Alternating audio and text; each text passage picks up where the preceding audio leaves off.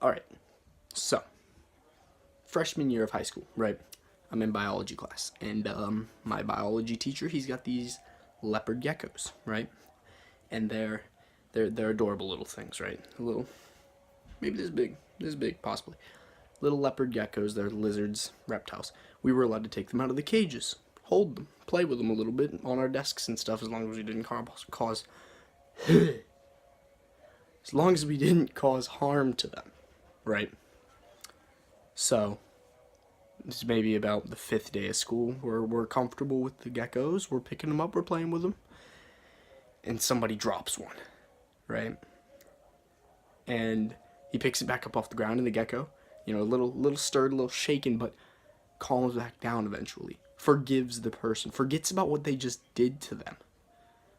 And they're like, you know what, you're cool. That was one mistake. That's alright, I forgive you. It's a little bit like what we're going to talk about. Now, forgiveness is one thing that the Christian faith is very unique to have. Our God forgives. Above all else, he forgives us. That's the fun part, right?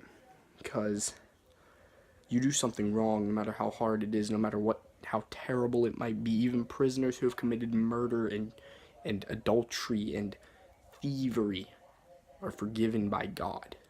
They go to heaven as long as they ask God for forgiveness, right? And the truth is, God forgives us, but we don't forgive each other, right?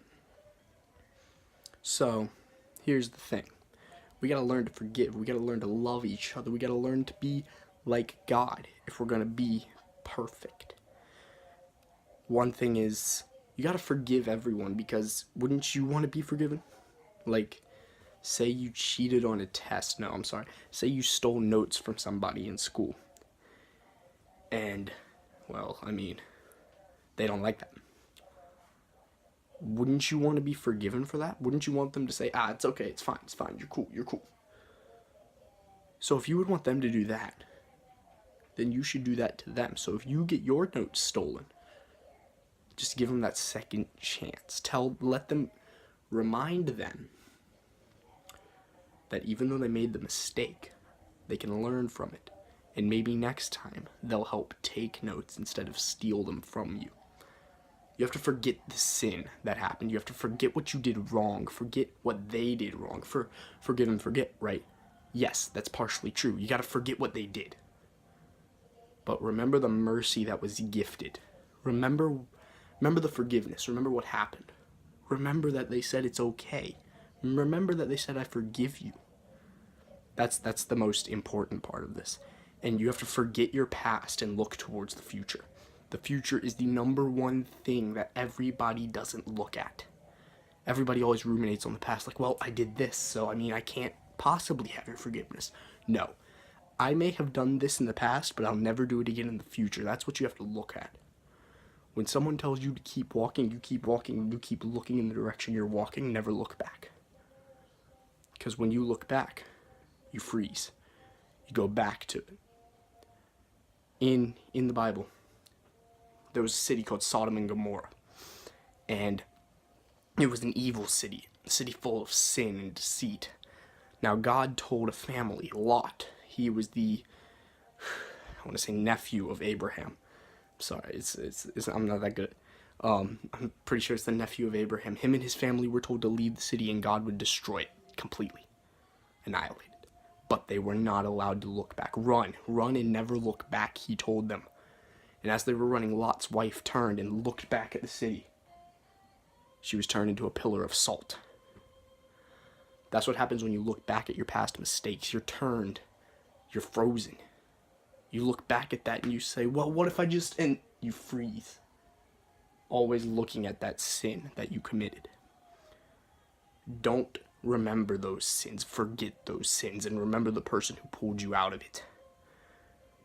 God, the day you answered God, the day that you said, all right, God, I'm letting you in. All right, Jesus, I'm letting you in. That's the day that he started moving closer to you. That's one thing that he will never, ever change. He's always going to keep moving closer and closer and closer. He's never going to move backwards. Not once.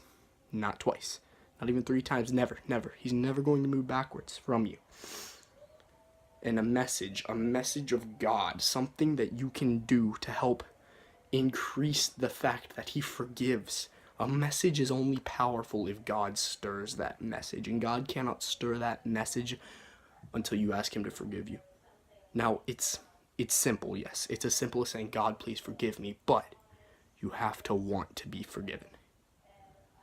That's one thing I have to say. You have to want to change yourself. Because if you ask him to forgive you and then you turn around and do the same old thing again, you're just going to have to ask him to forgive you again. So it's like you never asked him in the first place. When you ask for forgiveness, mean it. It's the same thing with people. We're supposed to love each other, and I know that's hard sometimes. There's always that purple. There's always that purple, you know? No, there's always that person that gets on your nerves. But you gotta forgive them. I wish I could tell you something different, but you have to forgive them. So, this is hard, especially for teenagers. But forgive and forget. Forget the sin, remember the mercy, remember the grace, and you will be rewarded greatly in life. It's about all I got this time around, but maybe it helped somebody. I don't know. See you next time, though.